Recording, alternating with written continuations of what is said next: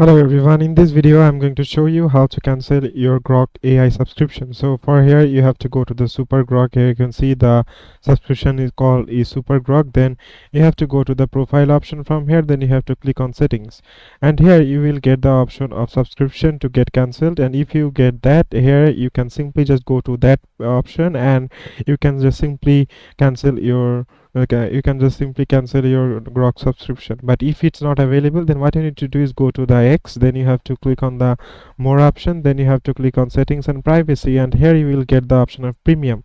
And once you click on the premium, it will take a couple of seconds to get loaded, and from here it will most likely you can easily just cancel your subscription. But if that's not working, then what you can do is cancel this page and go to the creator subscription from here, and here you will get the option of manage creator subscription, and here you can easily cancel the Grok AI subscription.